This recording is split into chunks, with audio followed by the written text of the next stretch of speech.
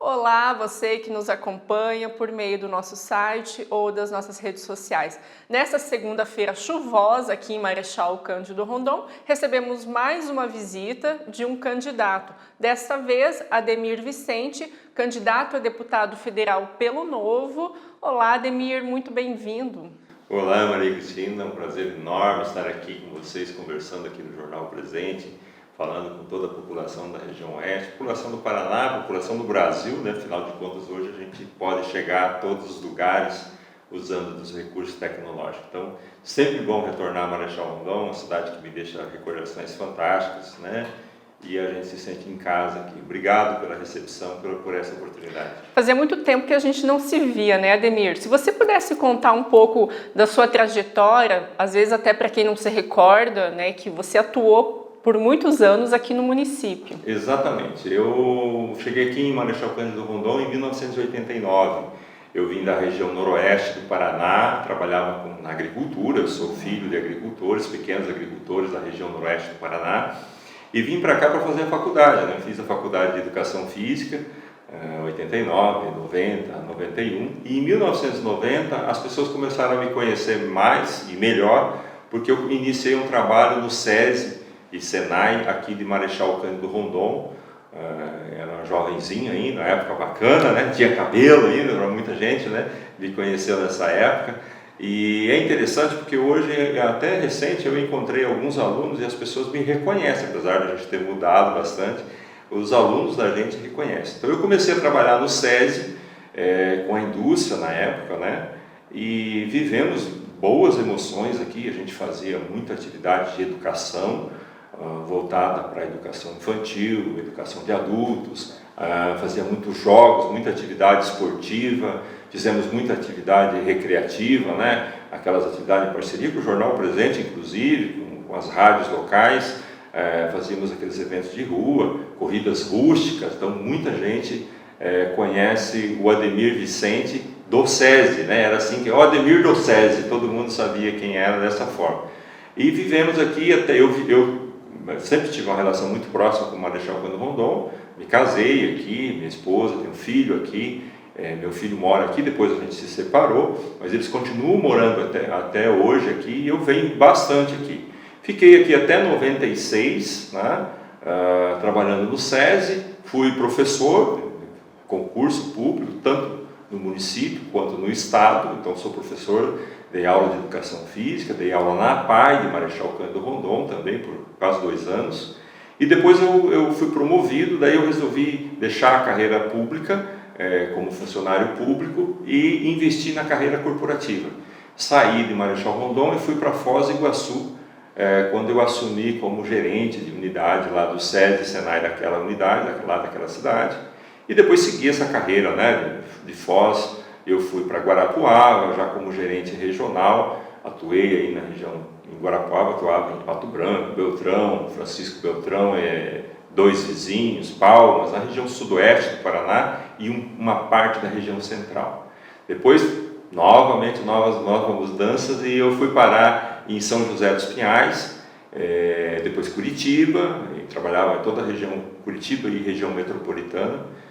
Fiquei alguns anos lá trabalhando pelo SESI e pelo SENAI, mas a carreira executiva ela é dinâmica, né? Então você vai transitando de um lugar para o outro. Continua, né, no SESI? Não, Maria Cristina, eu saí do SESI, aqui no Paraná eu trabalhei até 2016, depois eu estive por 2 anos em Rondônia, trabalhando também no SESI e no SENAI, lá de Rondônia, e retornei em 2018 para cá. Fiz mais 1 ano de consultoria no SESI e no SENAI, na Federação das Indústrias, né? E hoje eu não trabalho mais no SESI e SENAI. Mas eu tive muitas coisas, basicamente a minha vida profissional, foram 28 anos, ela tem uma correlação muito forte com o SESI e com o SENAI, com programas de educação profissionalizante, com tecnologia, com inovação.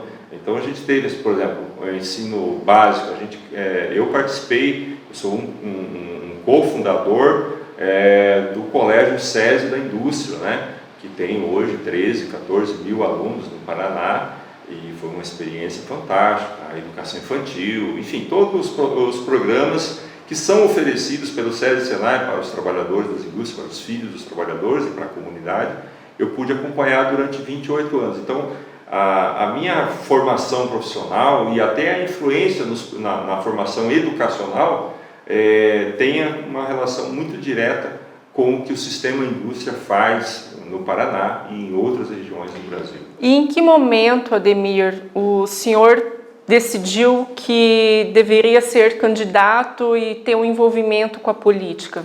É interessante, Maria Cristina, porque eu diria que Marechal Rondon tem muito a ver com isso. Eu recebi um convite aqui em 1996 para ser candidato a vereador. Naquela época eu não aceitei porque eu fiquei com medo da minha chefe. Ela disse para mim que se eu fosse candidato eu perderia o meu emprego no SESI e Senai, e eu então desisti. Mas essa sementinha, né, essa voz ficou falando, fica dentro de você. Eu também fui procurado em outras ocasiões, avaliei alguns valores, alguns princípios dos partidos, né, como eles funcionam, como funciona o partido no Brasil. Não me identifiquei, porque eu acredito muito nisso, em todos os lugares que eu trabalhei, eu sempre procurei, eu trabalho quando eu consigo me sentir confortável, quando eu identifico que os meus valores e os valores da organização, eles de alguma forma são harmônicos. Então, alguns partidos eu não identifiquei isso e resolvi não entrar para esse processo político anteriormente. E agora, nos últimos 3 para 4 anos, eu me aproximei do Partido Novo, né?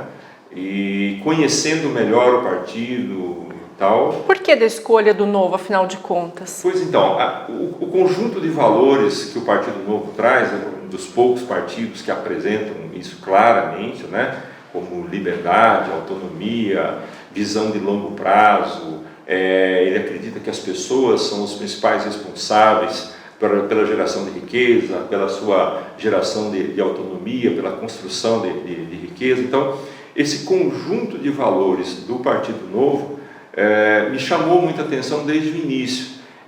Um próprio modelo, né? O Partido Novo tem uma proposta que se assemelha muito ao que a gente vê nas corporações empresariais, onde, quando você tem metas muito claras, você tem compromissos muito claros. Por exemplo, no Partido Novo, eu já assinei, antes mesmo de registrar minha candidatura, um termo de compromisso de reduzir 50% dos custos das verbas de gabinete. Então, por exemplo, se eu eleito agora no dia 2 de outubro, em janeiro, eu faço um processo seletivo, né?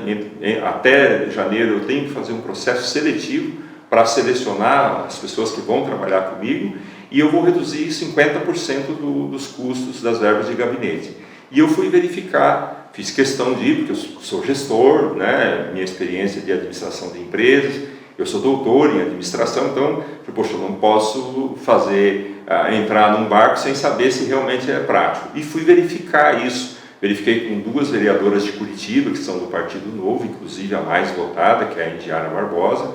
Verifiquei candidatos a deputado eleitos, né, como o Van Hatten, né, aqui do Rio Grande do Sul, o Thiago Mitrô, que é de Minas Gerais, que hoje é inclusive candidato a vice-presidente pelo Partido Novo. E o que eu constatei, o governador Romeu Zema, o que eu constatei nessas verificações? Aquilo que eles falam, tem como compromisso, como valor, e que assinam com termos e tudo mais, eles estavam praticando, incluindo aí relatórios de prestações de contas, periodicamente, no máximo a cada 3 meses, tem uma prestação de contas para mostrar como é que funciona. Quando eu olhei também como que funciona para que uma pessoa seja candidata no Partido Novo, você tem que passar por um curso de formação, você tem que passar por um processo, uma banca de avaliação, apresentar um TCC, e isso é diferente, você não encontra isso em outras organizações partidárias e ainda outras várias atividades, né? O Partido Novo tem algumas regras claras. Então, quem é diretor do partido, presidente do diretório estadual, do diretório municipal, ele não pode ser candidato. Então, normalmente é muito comum você encontrar em outros partidos que o diretor, o presidente do partido é um candidato eleito com um cargo, né, exercendo o cargo, e isso torna ele, na maioria das vezes, quase que meio que um dono, porque ele exerce o mandato e também lidera o partido. O Partido Novo não aceita isso, muito claro, ele não aceita misturar isso. Se quiser ser candidato, tem que deixar os cargos eletivos. Então, regras claras e um sistema de funcionamento claro, né, me chamou a atenção, e na conversa ficou claro que eu tinha um pouco de liberdade para poder exercer, desenvolver os projetos que a gente acredita, né, levar isso para dentro do partido. Ademir, você estreia na política já como candidato a deputado federal. Por que de um projeto tão audacioso? Eu estava no início, as primeiras conversas, o foco era deputado estadual, e aí surgiu a oportunidade para deputado federal.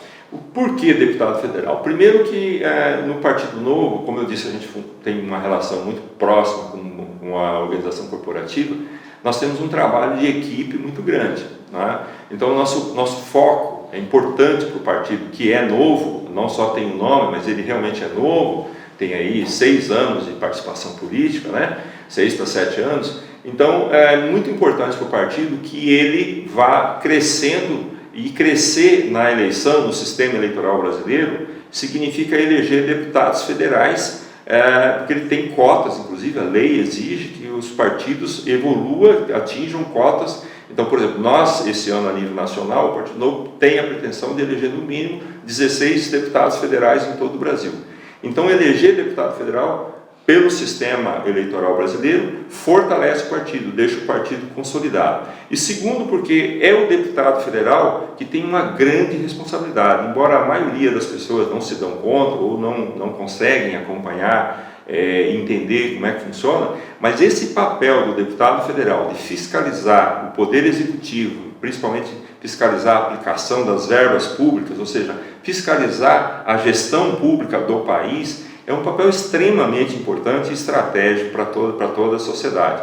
Além disso, é o deputado federal que, na eventualidade de encontrar normas não muito apropriadas para o momento, ou seja, modernizar a legislação, modernizar as políticas públicas do país, é responsabilidade do deputado federal. E ele define muitas vezes os rumos do país, não só no Brasil, mas em outros países que funcionam como nós também. Então, o papel do deputado federal é extremamente importante. É uma pena que nós estamos hoje há 14 dias, 15 dias da eleição, e tivemos uma pesquisa recente que diz que 70% do eleitorado ainda não sabe em quem vai votar para deputado federal e para deputado estadual. Então, assim, o papel desse legislador, né, de modernizar leis, de extinguir leis que estão já superadas e de fiscalizar a aplicação dos recursos públicos é um papel nobre e que precisa ser melhor trabalhado na sociedade brasileira para que as pessoas entendam o valor desse profissional.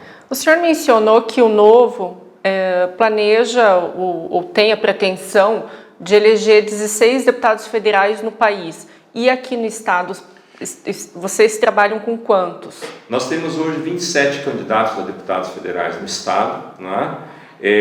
Nossa pretensão aqui é estar entre 2 a 3 candidatos eleitos no dia 2 de outubro, né? Hoje nós não temos nenhum candidato, nenhum eleito.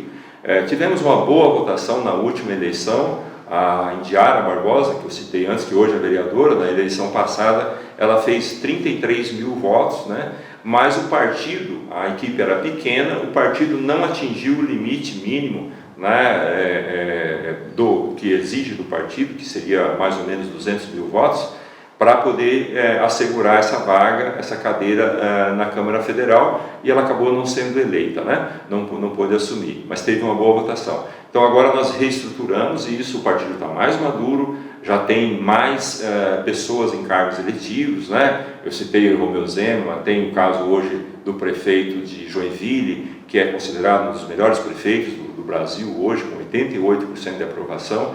Então esse trabalho todo dá uma condição para que o Partido Novo aproveite melhor, seja mais conhecido da população e as pessoas aceitem, entendam como funciona o Partido Novo. Então, hoje eu visitei várias pessoas aqui em Marechal Rondon e eu ouvi de vários isso, né? Ainda bem, você é candidato a deputado federal, que novidade, ainda bem que que bom que você é do Partido Novo, porque as pessoas estão conhecendo já conhecem melhor. Então, por isso a gente acredita e temos boas condições, temos um quadro de candidatos bem preparados, né, bem selecionados, e acreditamos que a gente tem total condições de eleger de 2 a 3 deputados federais aqui pelo Paraná em 2022. Aqui na nossa região, você fechou dobradinha com algum candidato a deputado estadual? Não, eu não tenho uma dobradinha local, regional. Nós temos aqui os candidatos mais próximos do Partido Novo, são de Cascavel. Tem o Henrique Mencabou, que é um excelente candidato, um candidato jovem, é da região. Para estadual, nós temos o Dirceu Soligo também, de Cascavel. Então a gente tem alguns candidatos que são mais perto de vocês aqui. E eu, particularmente, não fechei dobradinha com nenhum candidato, nem de outro partido e nem do próprio Novo. Eu tenho uma dobradinha a nível estadual, que venho trabalhando, que é com a candidata Elis Domingues. A Elis, assim como eu fiz uma carreira profissional sólida no sistema indústria, no SESI e no SENAI, a Elis fez uma carreira sólida no sistema FEComércio, no SESC e no SENAC. Então a gente tem várias similaridades, tem boas ideias muito similares, e a gente optou por fazer uma parceria. O nosso material, inclusive, nosso material impresso, é todo trabalhado em conjunto, e a gente vem fazendo essa dobradinha a nível estadual e trazendo, eu fortalecendo por parte do nome dela, onde eu sou mais conhecido, e ela está fazendo o papel dela comigo da mesma forma. Então a gente está caminhando, está indo bem, né? E a gente, de alguma forma, a gente procura sempre estimular também os outros candidatos, né? Esse conceito por trás desse posicionamento do Partido Novo de trabalho em equipe, ele se fortalece muito durante a campanha, né? Então há uma troca de informações contínuas entre os candidatos. Muitas vezes a gente participa junto de encontros, de lives, fazemos carreatas em conjunto, fazemos panfletagem, que é o trabalho de rua, né? Em conjunto mesmo, com outros deputados federais. Então a gente, essa barreira que normalmente se encontra na maioria dos partidos, no Partido Novo isso é muito tranquilo, assim, a gente consegue trabalhar em parceria com muita facilidade, visando o objetivo maior, que é eleger, ter bons candidatos e conseguir romper essa barreira, né, da eleição. Até porque, né, Maria Cristina, a gente tem um desafio a mais, né? O Partido Novo não usa fundão eleitoral, né? E por não usar fundão eleitoral, a gente tem recursos mais limitados. A gente tem recursos próprios, que são poucos, e com algumas doações de pessoas que doam. No Brasil culturalmente não é desenvolvida essa prática de doar para eleições, né? Então a gente enfrenta isso. Então nós vamos para a rua, nossos materiais são duplos, né? Isso torna a campanha mais difícil, o fato de não acessar os recursos do fundão? Considerando o volume do fundão, né, 5 bilhões, quase 5 bilhões que foi colocado no mercado, aí o Partido Novo teria direito a 90 milhões, ele devolveu esse dinheiro aos cofres públicos. Foi difícil, inclusive, devolver o dinheiro, teve que entrar com um liminar para poder fazer isso, né? Considerando a quantidade de dinheiro colocado à disposição hoje dos partidos políticos, é difícil sim, porque você, com esse recurso todo, esse pessoal está contratando estruturas enormes, né? Colocando nas ruas para fazer campanha, e isso é um poder de fogo muito grande, né? Nós fazemos a nossa campanha baseado muito em relacionamento, então, por isso aberturas como essa que o Jornal Presente está fazendo para mim são importantíssimas, são fundamentais, a gente é muito grato por isso, né?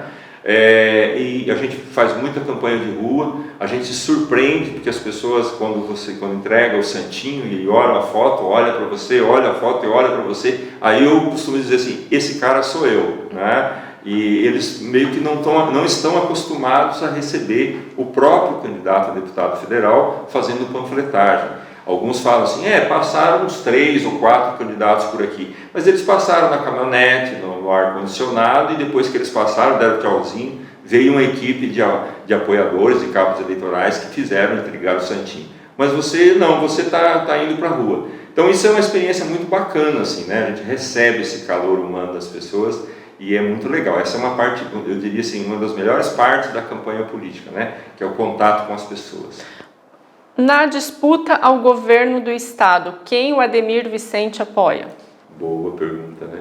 Olha, o Ademir Vicente, no Partido Novo, nós não temos candidato a governador do estado. Então, o partido dá liberdade para que o candidato faça essa opção. Eu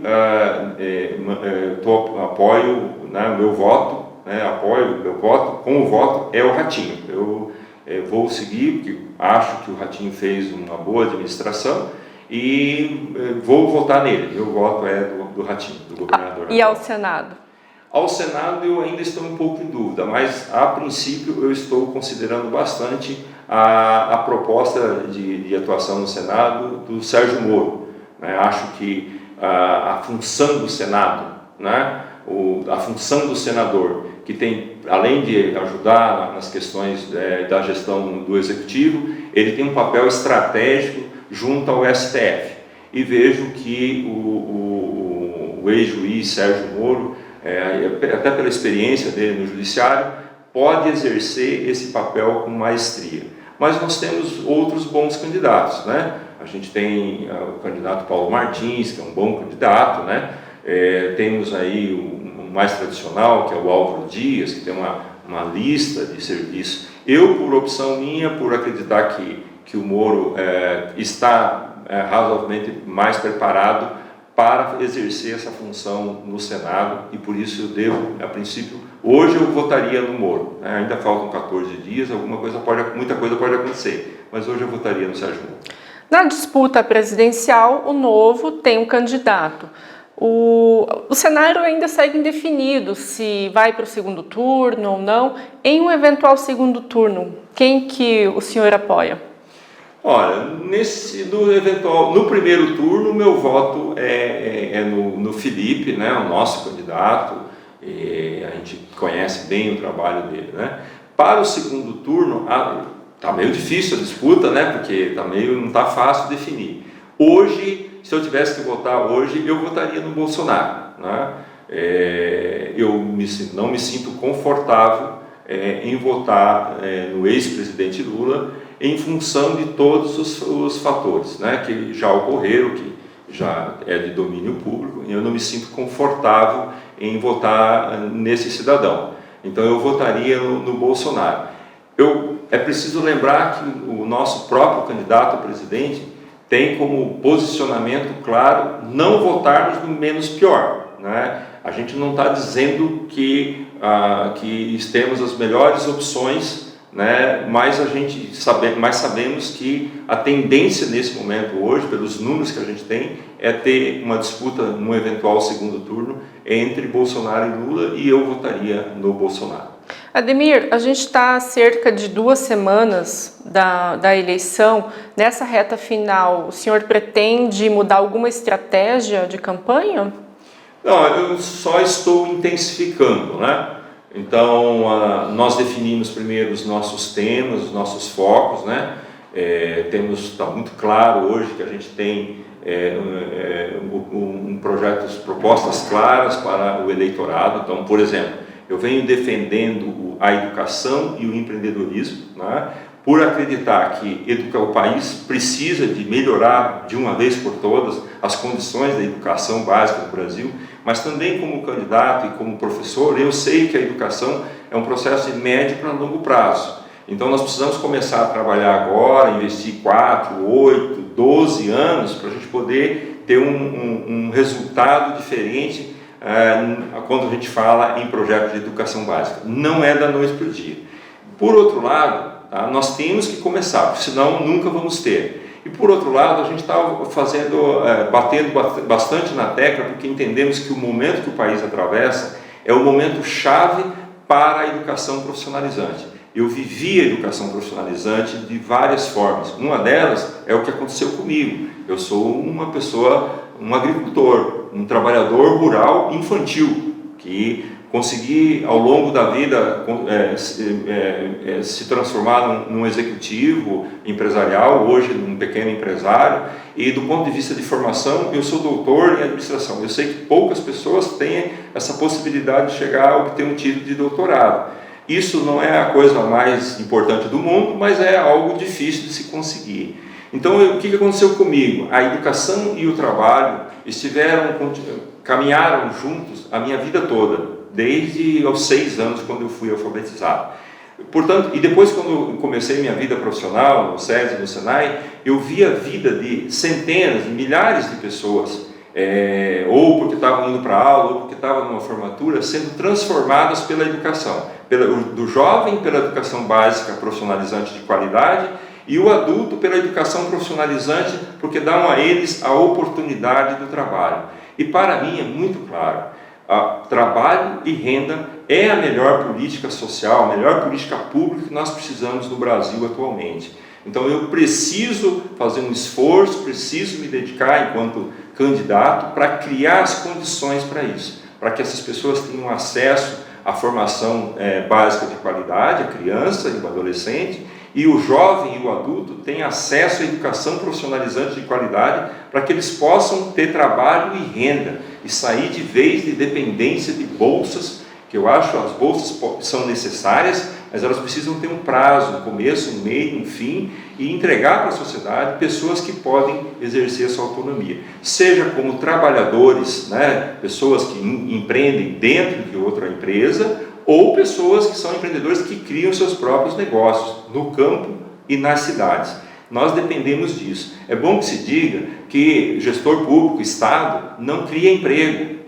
E a cada emprego criado como funcionário público, muitas vezes tem um impacto muito grande orçamentário, que leva inclusive a gerar novos impostos. Não é culpa do funcionário público os impostos, mas nós precisamos lembrar que quem gera emprego e renda e quem, portanto, contribui com impostos para sustentar todo o esquema público do país são empreendedores, são pessoas corajosas que se colocam à disposição para fazer isso. E a gente tem uma infinidade de coisas para resolver. Só no momento são 353 mil artigos de leis tributárias, que é uma barreira imensa para se empreender, para gerar emprego, para criar uma organização não governamental no Brasil. É um problema, e uma das razões são essas legislações complexas. Então, precisamos simplificar isso, desburocratizar o ambiente de negócio. Quando nós falamos de educação, nós precisamos ter estratégias claras, precisamos qualificar os profissionais de educação.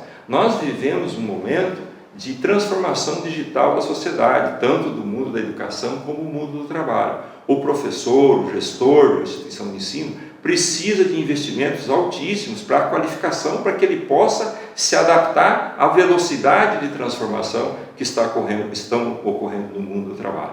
Então, dados claros, recentes, a CNI aponta que até 2030 o Brasil precisa requalificar mais de 30 milhões de trabalhadores. Hoje, na atualidade, nós temos em torno de 10 milhões de desempregados, mas nós temos mais quase 5 milhões de pessoas chamadas desalentados, que são pessoas que não trabalham e que não estão desempregados e já nem procuram mais emprego. Nós também temos, entre o jovem de 16 a 25 anos, a cada 4 jovens nessa idade, um deles nem trabalha e nem estuda. Então, assim, se nós não agirmos rapidamente com um programa de qualidade de educação básica e um programa de qualificação profissional também de qualidade, nós não vamos dar conta de fazer crescer a oferta, a oportunidade de trabalho e emprego. E aquelas empresas que já ofertam trabalho hoje, elas estão com dificuldade de encontrar pessoas para trabalhar. As pessoas não estão preparadas. 81% das empresas querem contratar, porém não tem pessoas qualificadas para ocupar essas vagas. Então, quando a gente fala nisso, por outro lado, do ponto de vista social, nós temos aí 33 milhões de pessoas passando fome no Brasil. Temos outros 120 milhões de pessoas que não conseguem fazer 3 refeições por dia. Então, assim, para você comer bem, para você se alimentar, para você ter motivação, trabalho e renda, oportunidade para trabalhar, oportunidade para gerar renda, para sustentar a sua família, é um recurso-chave. Então, neste momento do Brasil, nós precisamos enveredar todos os esforços possíveis para a gente poder garantir que a população tenha acesso, tenha oportunidade de sustentar com seus próprios esforços, sustentar a sua família e não passar por muitas humilhações que a gente está vendo aí, famílias inteiras passando por isso, dependendo de bolsa disso, bolsa daquilo, e não conseguem ter uma qualidade de vida à altura do que nós merecemos. E isso que nós estamos numa nação riquíssima de recursos naturais, riquíssima de área para plantar, de área para colher, de meio ambiente, de várias formas. Nós estamos num país riquíssimo de várias maneiras. Muito bem, a gente recebeu aqui então a visita do candidato a deputado federal pelo Novo, o Ademir Vicente. Ademir, muito obrigada mais uma vez por esse bate-papo. Eu que agradeço essa oportunidade e eu gostaria de deixar um recado para as pessoas que estão nos assistindo. Assim, no dia 2 de outubro, esse voto, esse pequeno votinho que você vai depositar na urna, é um dos melhores exercícios de cidadania que nós brasileiros podemos praticar. Pense bem, vote com consciência no dia 2 de outubro para a gente poder, de fato, melhorar as condições de vida de todos os brasileiros. Muito obrigado pela oportunidade, Maria Cristina. Obrigado, Jornal Presente, por esse espaço para a gente poder conversar.